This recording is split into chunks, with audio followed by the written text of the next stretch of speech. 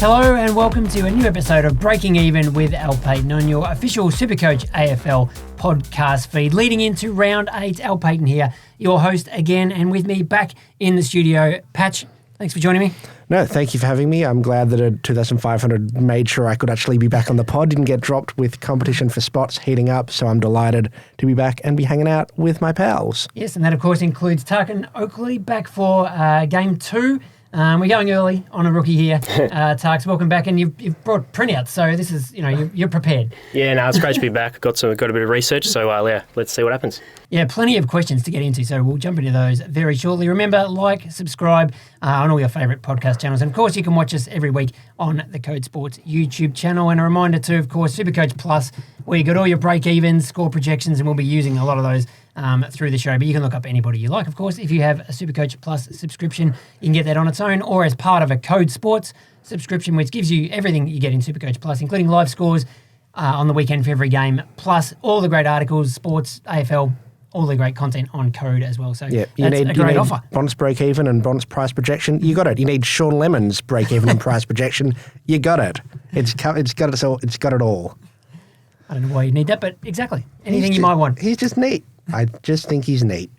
Every SuperCoach knows that managing injuries is a key to success. This is the Injury Report, proudly brought to you by HBF, your health dream team. Some very interesting names on the injury list this week. Ben Paton, for me, I've held him all year. He came back in last week, scored a few points and then did his calf. He's listed as a TBC on Sydney's injury list, so we'll see if he gets up this week. Kai Lohmann is a test with a shoulder injury for Brisbane, which could impact what happens with James Tunstall, a rookie option, which I'm sure we'll talk about. Mitch Nevitt, a test as well down at Geelong, if we can trust whatever they put on their injury list. And I'm keeping a very close eye on, as we record, Adam Cerra is facing the tribunal, trying to get off his one-match suspension, which will affect a lot of SuperCoaches, including me. Yeah, well, we speaking of breaking news as that's happening, Mattaes Phillapou has been confirmed to play this week, AFL level, so keep an eye on him. He's listed as a test but will play. Adam Cerra also listed as a test after a long layoff. Kitty Coleman will return through the VFL this week, and Luke Jackson is a test. So we'll see what that means for Oscar McDonald. Yeah, and Adelaide, Riley Thilthorpe is available despite that finger fracture suffered against the Dockers. Carlton, there's a couple of injury concerns there. Jack Silvani also with a finger, but he's going to miss 1 to 2 weeks. That won't hurt Matt Carroll's job security. Zach Williams is out with a calf, another soft tissue injury for him. He's out for 2 to 3 weeks. And for Hawthorn, there's a double concussion blow with Jack Scrimshaw and Carl Amon missing this week against Richmond. And that's a wrap on this week's Injury Report. Thanks to HBF. Make the smart move. Join HBF, your health dream team. Now, before we get into the questions, guys, a couple of quick segments. The first one is Fallen Primo Watch, which is obviously something very relevant at this time of the year when we're trying to make some upgrades and ideally get guys who are a little bit underpriced compared to maybe what they were at least at the start of the year. So I think there's a couple of real standout options this week. Lockie Neal, $562K, that's $83,000 cheaper than you would have paid for him in round 1, break even of 79, so it's probably as cheap as we'll get him. Chad Warner, $461K, break even 79, so he's about to go back up. They're probably the two obvious ones for me. Maybe a Connor Rosie and Christian Petrarca, if you didn't get them last week, are still pretty well priced. But anyone else on that list that you like, Tark, who's coming down with some guys that are some really good SuperCoach names with very high break evens this week? Well, I did mention Dylan Moore 2 weeks ago on this pod, and then he dropped a 30-odd and maybe look a bit silly, but I did just say to look at him, not to jump on him. But yeah, he's back down to $430K now, coming off a ton against West Coast, and he's got Richmond this week. And again, I'm not totally just saying jump on, but he's one that I'm keeping a watch on, and Connor Rosie as well, of course. I started him, so I'm really happy with his move to half-back, but for people who don't have him, I think he's a pretty safe ton at the moment with that role. In the midfield, he was a bit up and down, but, you get the cheap as a half-back, so he's a good option as well. Yeah, Dylan Moore at $420K, very tasty for people that are trying to, don't have a lot of cash, or they're upgrading a Kako and someone else that hasn't, Finn O'Sullivan. Very interesting one there. The one I've got my eye on this week is Josh Dunkley at 530 or 529, 800. With a break-even of 129, so it could still fall a bit more, but he's playing Gold Coast this week, and he just loves playing Gold Coast so much. He's got a very good record against them started the year like a house on fire, was I think the number one ranked player after 3 or 4 weeks in the game. He's had 280s in his last 3 weeks before 100 on the weekend against St Kilda. A few concerns about his centre bounce attendances in terms of 50% on the weekend. Yeah, they're dropping a bit. McCluggage has gone up, but I still think, outside of that game, the trend, it's been pretty solid. So I'm still very interested in him as someone who, if not this week, then perhaps next week, averages 120 against Gold Coast. So could be in for a very big score. And then they have North Melbourne, Hawthorn, Essendon in the next little trot. So they've got a very good run for both him and Lachie Neale. Yeah, I mean, Zorko's the other one who's a fair bit cheaper than he was, 516K. So that's, sort of 85,000 probably cheaper than I paid for him. Break even of 130, so you could wait another week, but again, another player with a good record against Gold Coast. So maybe you just go early on him. I mean, the one with, looking at the next week or two ahead, Jack Sinclair, I think, is flashing on the radar there. He's break even of 167. He's already down to 570K, so he could lose another, I'm not sure how much, but if he can get anywhere close to, under 550, I think that's going to be great buying in a week or two. But apparently training with the forwards and the midfielders this week, which that's not what we want. That terrifies me as an owner, so don't jump on this week, even without the break-even. Wait and see if Ross is now going to start throwing magnets in anger. Maybe it just means that we don't get him next week. We wait a few more and, he plays around with his forward role, loses a heap more money and then puts him back where he's supposed to be, and that's when we can jump on. Well, we'll find out. We'll find out. Now, a quick round of rookie roulette. So we're trading out some of these guys, but of the ones we've got left, we'll quickly run through because I think I still managed to get this wrong last week. Even though we've only got 4 or 5 and getting down, that number's coming down. Hopefully, rookies left in our teams. We still have to make these calls depending on who's playing when and what order. The first one for you, I'm going to ask the classic Zach Reid or Luke Traynor, but a lot of us have traded out Luke Traynor. I probably should have Zach Reid or Jackson Pryor, which is the harder one because you can't do any kind of looping. You can't loop, no, and I've got it wrong 2 weeks in a row now.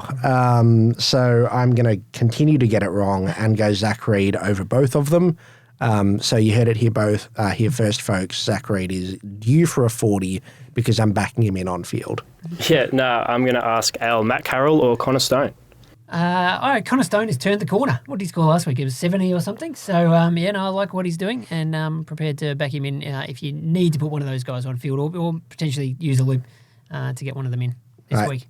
Tark, do you want Lindsay or Levi on field this week? I actually want Lindsay because he's playing another team down the bottom of the ladder this week. We saw he scored 78 against Richmond last week, so I actually think he's a safer option. Ooh, okay. Patch, what if you had to field an Isaac Kako or a Christian Moraes? Is there a none? Is there a neither option? Well, I think the worry this week is that maybe people will have to make some of these calls. If you're trading out a Levi, for instance, you might have to play one of these guys. That's not a great option, but I think if you can loop Kako on a Thursday night, do it. But I think if you had to make that choice, and you didn't have another guy there, I'd probably take Kako against North and just pray it's the spike game. It's going to happen one day. One day. 2028 it'll happen, but anyway. Yeah, Sam Davidson or Elijah Hewitt? Who have the Dogs got this week? They're playing at Mars, aren't they? So I'm not really sure what that means for Sam Davidson. It's maybe a decent trip. Jeez, all right. I didn't know AFL expansion had gone that far yet, but cop that, Elon. I think I might back in Elijah, even though he's a little bit quieter this week. And we'll just finish off. Patch, question for you. If Elijah Sardis is named, would you play him? Would you pick him, given the rookies that are on offer this week? I don't know, man. I don't know. I think he will come in. Now that I've seen him out of the team, I'm convinced he's still a sub-risk. Darcy Parish is only a few weeks away from returning. Caldwell's 1 week. Whether or not they come in through the VFL or straight into the seniors remains to be seen. I just don't know. So I don't feel confident on it. So yeah, I can't endorse it, but there's every chance that he comes in, scores 80, and he's just off to the races from a cash generation point of view. So there's risk. There could be reward. There could be no reward. I don't know. It's just it's not a really nice question to have an easy, cute little answer wrapped up in a bow. But anyway. So his break-even's minus 15, 191K, so you're not making a heap of cash probably. No, but it depends on what he downgrade scores, where his first score was a bit less impressive and then he scored an 80-odd with a broken hand. So I don't know. I'm very confused about the Sada situation and I don't really want to bar of it.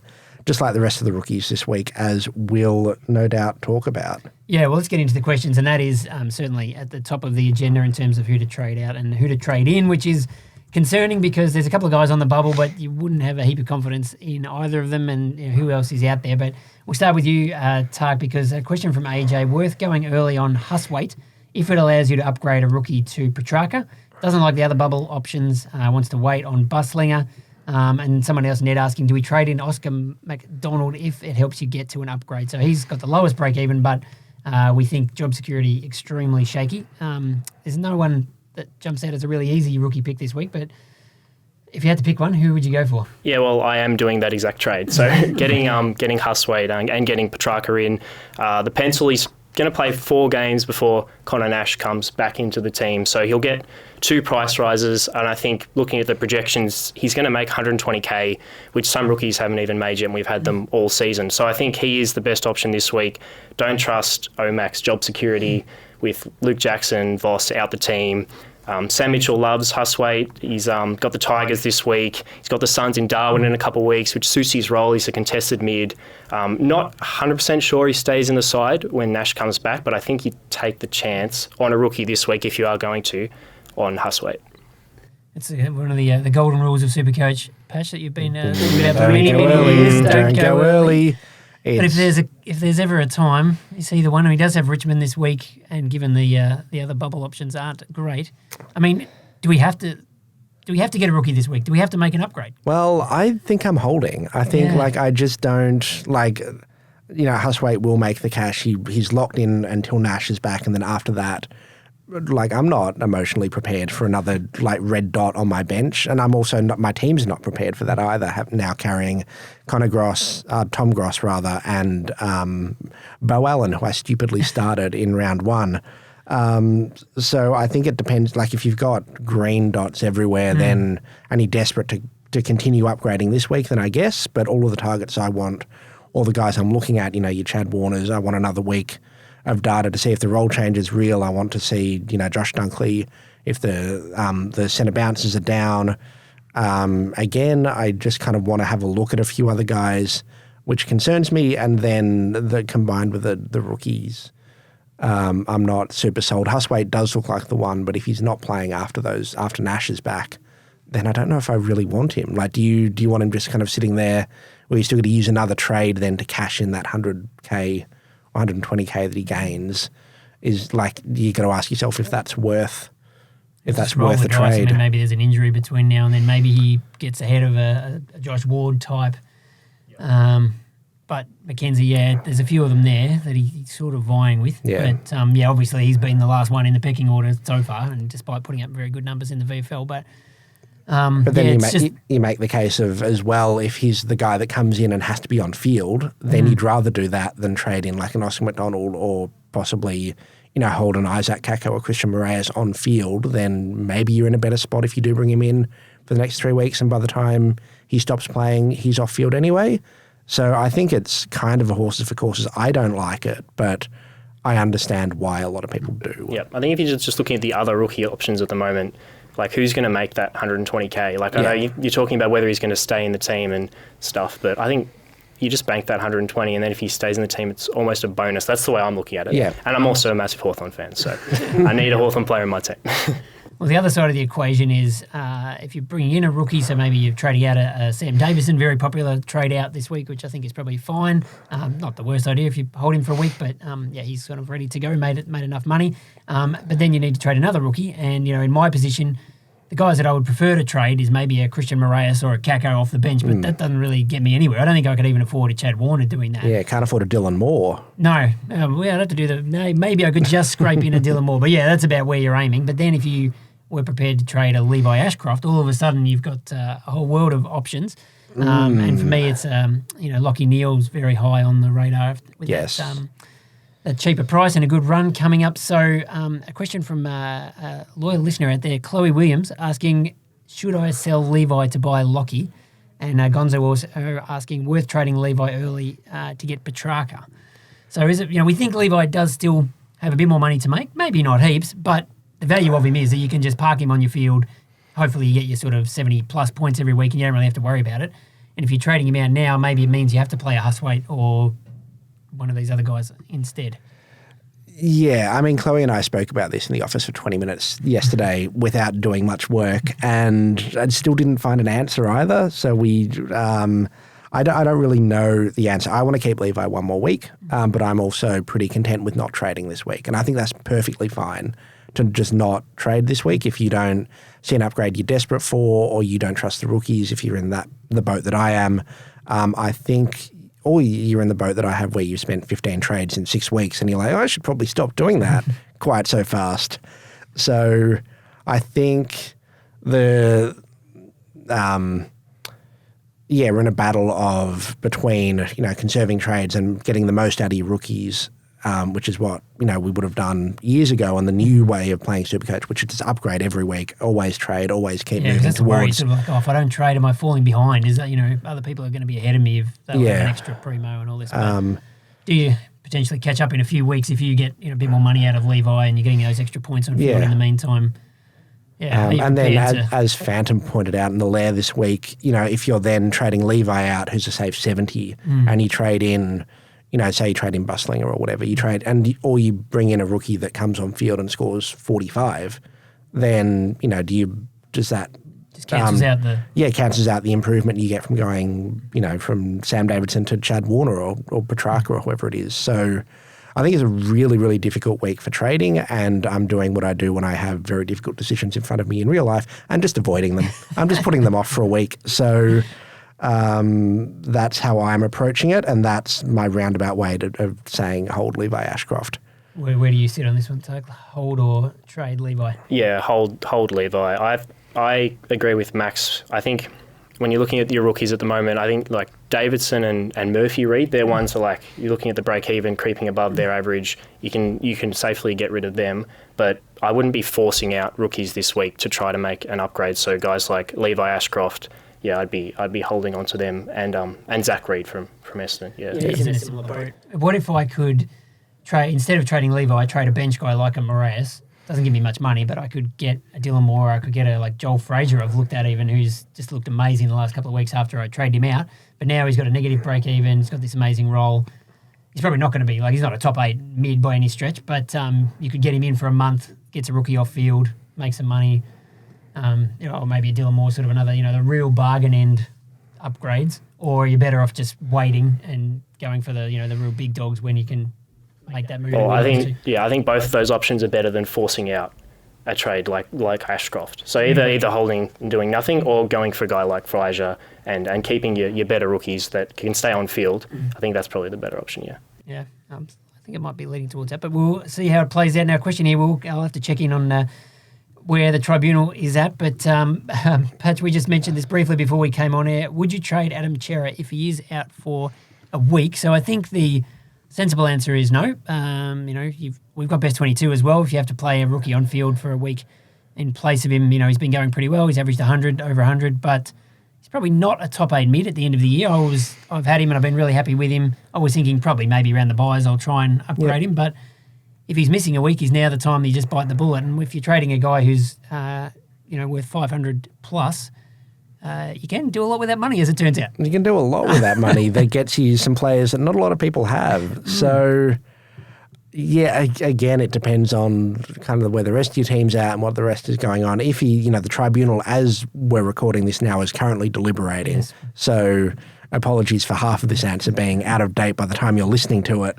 But if he's then, if he gets off, I think you hold. And I think that's pretty much a no-brainer. You just don't really need to move him on. He'll be playing, he'll score 105, 95, 105, lock it in, same school as a Clayton Oliver, whereas we're not trading these guys yet until the scoring either completely drops away or we get to the rest of the team being premiums, we hold.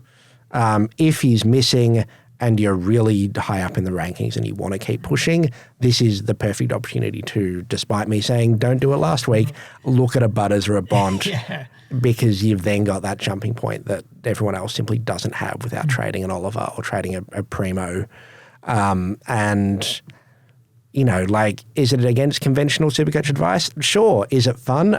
Yeah, it would be. Owning Butters when, 16 other coaches playing Supercoach have him would rule, and I'd be really jealous of you for doing it. So I think, if you're just playing for leagues, then you probably hold him. You can serve trades for the end of the year.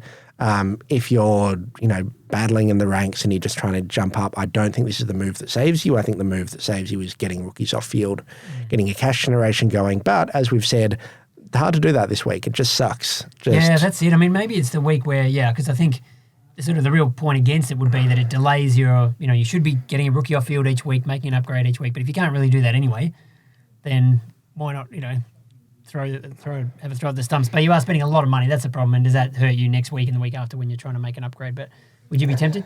I would be, because you look at Bont and Butters and they have that round 12 bye together. So if you're looking at getting like both of them into your team off the bye, that's going to be very difficult to do. So if you try to get one in now with that Cerra trade and then look for the next one after the bye, I suppose Carlton has that bye too, doesn't it? So you're trading out a round 12 bye player to bring one in? Yep. Maybe. We'll see how the tribunal plays out. As you say, if he gets off, he probably can't really justify it. But if he's not playing and you do have to field a Mattaes or somebody instead, it would be very tempting. Question from Balupa here, which we can all have a crack at. Try and put these players in order who you like. Petrarca, Lockie Ash, they're sort of all over the field really, but Jordan Clark, Wanganeen Miller, Rosie and Dunkley. Maybe we don't have to order all of them, but who would you sort of have at the top of that? I mean, Lockie Ash, 572k now, but averaging 116. Tracks down under 500.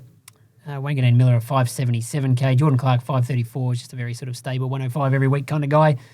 Rosie up to 534. Dunkley, we've already spoken about. Patch, you're a fan. Would you have him ahead of everyone else on that list? I think so. I think Lockie Neal is the number one if you don't have him. I'd started with Neal, so Dunkley's probably the one I'm most interested in at the price point.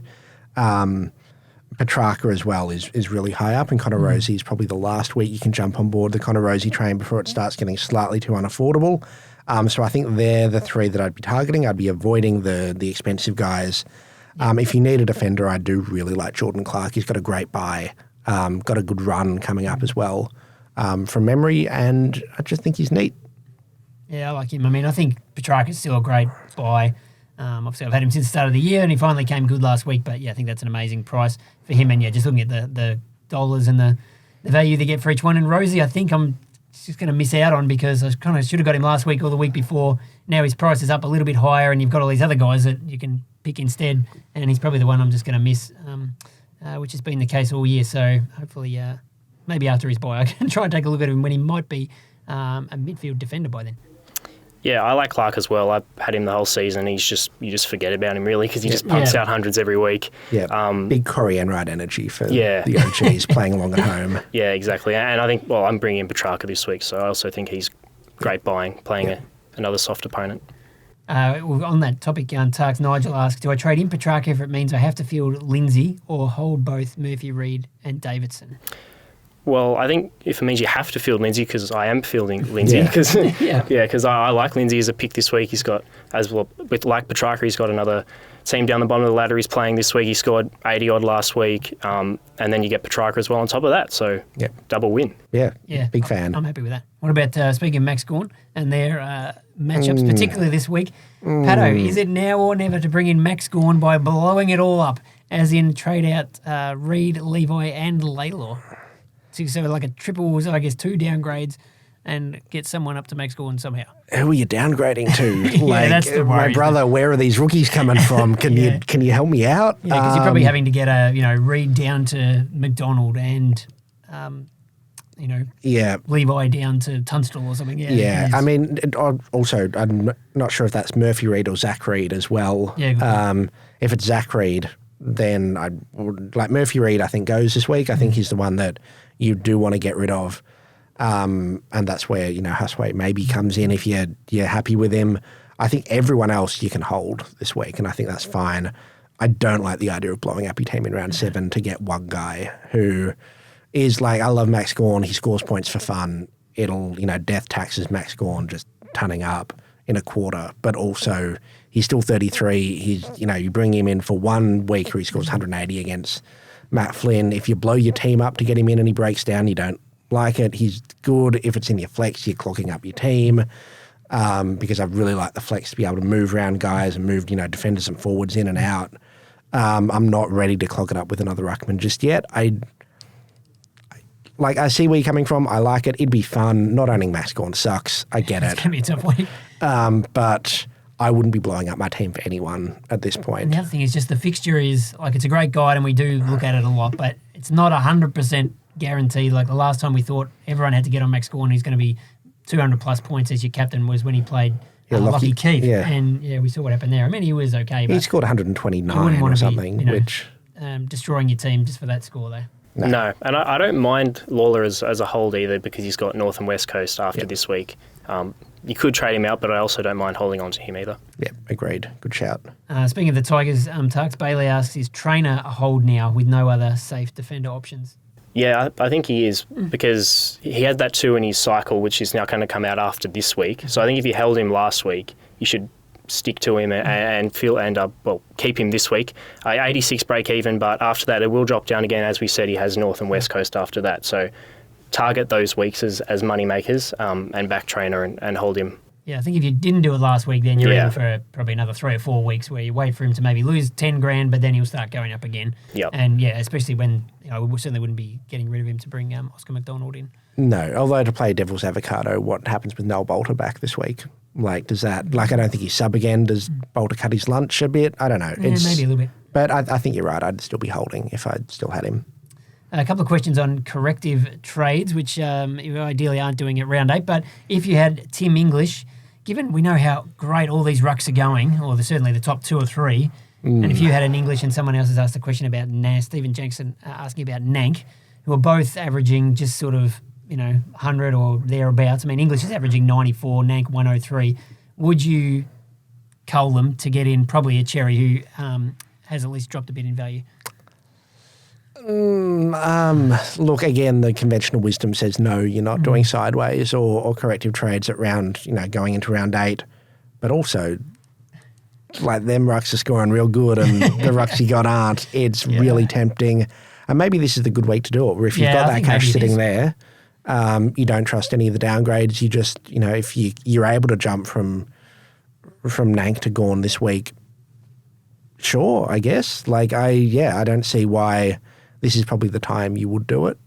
I wouldn't be right, and if you can downgrade like a Mattaes or a Kako or something like that to get enough cash, then maybe. I don't hate it this week when there is scope to hold a little bit, but generally, as a general rule, you probably wouldn't be. I think if you can follow like you say, the sort of the traditional rules that we like to follow of if you can get a rookie off, bring a primo in, like the trade that you're talking about making Tarks, get in Petrarca, I would do that instead of this. But if you're in a position a bit like me where I can't really do an upgrade unless I cut loose a Levi Ashcroft or someone early, and I might end up sort of just sitting on my hands, then maybe this is the opportunity. And I think English, I don't know what happened that year. English scored 100, averaged 130, but it's not the same guy now. No. And this isn't really helpful, but this is just why I started the 3 big rucks at the start, because I just didn't want to have to watch them just score their 160s that they score. So, It does seem like a pretty big gap between those 3 and down to the next group. And we still don't know what's happening with Mark Pitney, but until we see him, I'm just going to... We're going to pretend he doesn't exist. Exactly. Just don't worry about him. Speaking of underperformers and maybe underperforming Bulldogs, a couple of questions. Patch here, Sean and Chris both asking about Bailey Dale. Would you have you lost patience with him if you held him? And some people, brought him in after a couple of big scores at the start of the year. He's only had 1 ton in his last 5 games, I think. 70 last week. Would you sort of just try and carry him through to the buys, or is now a time to... I have seen someone turning him into a Butters Bont type. Bailey Dale kind of just does this. This is just what Bailey Dale does, where he'll go through a patch of 6 weeks where he averages 140 and then he'll dip back. I wasn't a huge fan of jumping on early on because I kind of expected this to happen at some point.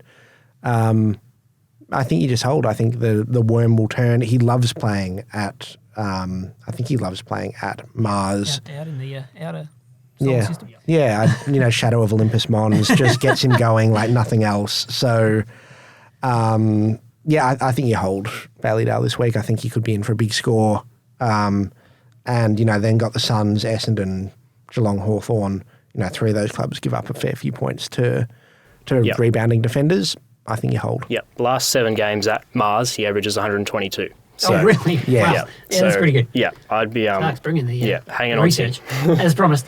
And I mean, the worry with him too is I think just with the way the DPPs are at the moment, unless you've got a Sinclair or somebody in your midfield who you can move back, like someone that I saw who was wanting to trade him to a Bontempelli or a Butters type, you'd have to trade Dale to maybe Omac. And use that money to upgrade a midfielder or something. But then who are you playing on field in the back line? Maybe you bring on a Matt Carroll or something. But that's got red flags all over it. Couple of questions comparing, bringing Isaac Rankin into the discussion as a sort of slightly fallen primo. He's just down under 500k, so he has lost money despite averaging 103 to start the year. Chris asked, would you trade Baileydale to Rankin? And Billy saying Rankin or Petrarca if you had the money for either of those two guys. Yeah, so I wouldn't trade Baileydale, as we said, because he's got that great record at Mars, and he's still having 20 touches a game. So hopefully he can turn that into some bigger scores. Rankin or Petrarca is a tough one because they're actually like the exact same price. I think they're $300 different. So I'm going Petrarca this week. So I think that's my decision. Just because watched him against Richmond, he's got that CBA role. I trust him over many seasons, scoring big SuperCoach points. But I don't mind Rankin either. I mean, a lot more people, I think, have him, don't they? Yeah. I don't. But he's certainly someone on my radar that I think, by the end of the year, I want him. He's going to be in the top 6 forwards for certain, probably in the top 3 or 4. In 33% of teams. Yeah. So... but if you had a choice between just him or Petrarca this week? I think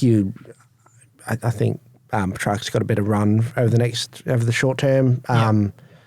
Less injury history, despite obviously last year missing a fair chunk with the, that out of the blue shock injury. Rankin, has suspension and soft tissue injury trouble. Does, yeah. I think that kind of edges Petrarca ahead of him. But again, Rankin's incredible buying at under 500k. I don't think you can go too wrong with either of them. But gun to my head, I'd be taking Petrarca this week. And price-wise, you'd think Petrarca's the one who's more likely to get out of reach fairly quickly. Like he could put a real run of games on and be close to 600k in a few weeks, whereas you think Rankin won't be too much more than this. There should be another opportunity at some stage to try and grab him. So, that's probably where I'd lean as well. A couple of other players being mentioned to finish us off, just checking in on the Adam Cerra case. Still deliberating, I should say. So hopefully we might have a verdict before we wrap up. But quick one, Tarks, has Jake Bowie taken the step to become a primo?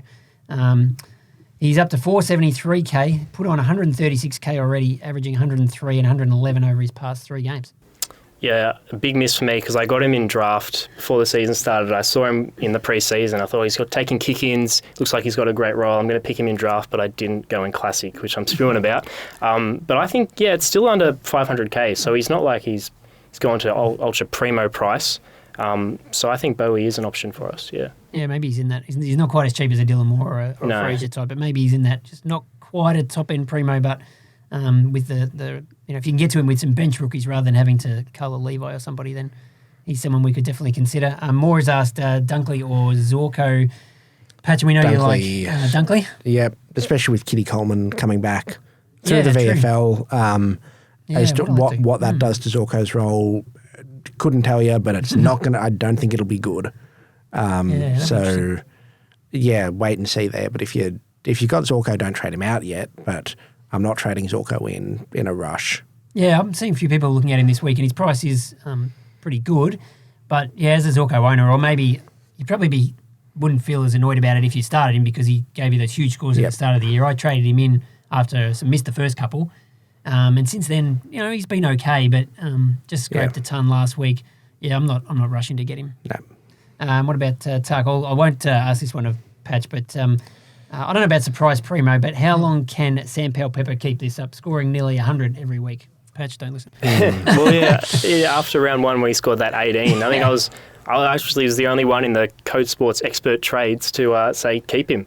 Yeah, he's got receipts. Little pop-up. Yeah, that's all the paperwork he bought. It's just all the receipts he has. Exactly. Not a primo, but I think he's pretty safe now to get to at least the round 12 bye, and then you can reassess after that. But, pumping 3 tons in a row or close to, and maybe if he can just kick goals from the goal square instead of kicking to the man on the mark, he could go amazing. 120. Yeah, if he hadn't, and he's done that a couple of weeks in a row, missed a real sitter. So, yeah, amazing how he's turned out to be. Probably him and Bice, I think, are going to be the 2 best rookies or, cash cows of the year, as it turns out. Which, we didn't see coming after round 1. Just it's so hard when you have to make decisions based on such a small amount of data. And, it was a totally rational move at the time. But in hindsight, looking a bit different. Mitch asked, we sort of already discussed last week to get Rosie. Do you think he's still worth getting? Yep. Probably, it's just hard when you wouldn't have him ahead of a Petrarca and these kind of guys. But, I think he's definitely, probably going to average 105 to 110, which is it good. Depends on how the rest of your side's looking. If you've got Caden Cleary and you're happy to play him, then, get a midfield rookie off your field. Yeah, I think Petrarca. I think Rosie's still great buying this week. Yeah, and I think from next week, Tim Mitchell, of course, loves his DPP numbers, and we'll be getting those out from probably next week with a look ahead to after round 11, the next round of DPP changes, and Rosie will definitely be one of the players at the top of that list of high level of interest of whether he can get enough, past that threshold to get a def mid DPP, which would certainly make him a lot more interesting. And finishes off Jimmy, who I think is ranked in around the top 200 mark, so he should be telling us what to do. But he's asking, Tarks, is Finn Callahan a viable trade-in option? Now, I traded Finn out last week, so that would hurt, but he looked really good last week again. Yeah, does he get Jordan this week, though? Potentially? Yeah, probably. As a hopefully, tag? maybe. I don't want to say hopefully, but... Yeah, so that's the only reason really that I would say avoid this week, because if you bring him in and he gets tagged straight away, that's just not what you want. I did give Dean Cox a call this week and just slid him $100 and be like, can you tag Lockie Whitfield with James Jordan? I need that price to drop. So it sounds like Callahan's in the clear if Cox is taking my money and runs. So yeah. He's basically the same price as he was in round 1. He's still $450K, which, when we're looking at Petrarca or, ranking for just under 500 or, I suppose he's cheaper than Chad Warner. Would you rather have him, or I'd be nearly tempted to take him over Warner? I mean, we've seen what he can do, and that's both good and bad. We've seen the 2 wolves inside of Finn Callahan. One of them is hungry and will tear the ball to shreds, and the other one scores 55 against Hawthorn in round 3 after everyone's traded him in, or round 4, round 3. Like, I don't know. Yeah, I mean, he's a trade-in. He's a very good football player. He will have some very good scores. He will have some very average scores. He's not someone who we're rushing to think will be a top 10 midfielder this year. Maybe top 15 if all goes to plan. Could be a great bargain buy. Could be a bust. It's a risk. And with Sydney, Geelong, Fremantle, Carlton, it's not an exceptional run, not a terrible run. I don't know. Yeah, it's probably just about the timing, isn't it? If you get a run of 120 scores, which will probably happen at some stage, he's a brilliant buy. Yep. But if you get in on for the 55, it's not, and it's hard to predict. But looking at that matchup this week, maybe not the best one. Yeah, I'm not going there, but I'd certainly see the appeal. And sure. One word verdict, yes or no, Callahan? No, fair enough. I'll be passing him as well, but watching with interest after trading him out last week. Thank you, gents. That's all we have time for today. A quick check up on the Cerra tribunal situation. Anything happening there? As far as I can tell, tribunal is still deliberating. So we will bring you that news as it comes to hand, but we can't really make any decisions until then. But thank you, Tarks, for jumping on again. Fine game. So you'll be on the bubble next time. Yeah, no worries. Now after this one. After this one, jump on board, everyone. Bring him in. Yeah. And Patch, thanks again. No, pleasure. Happy to be here. Thanks, everybody, for watching. Good luck with your trades. I'll be back with Matt Forrest for the live team show on Thursday, so make sure to check that out just as the teams drop. And there'll be plenty of interest this week with, especially around those rookies. Does a Tunstall get a game? Does an Omac stay in the team? Yep. Plenty. Yep. Does Sardis get exactly named sub? Which you'll find out as you're live. Yep. So plenty to talk about then. So we'll catch you again then. Until then, happy super coaching.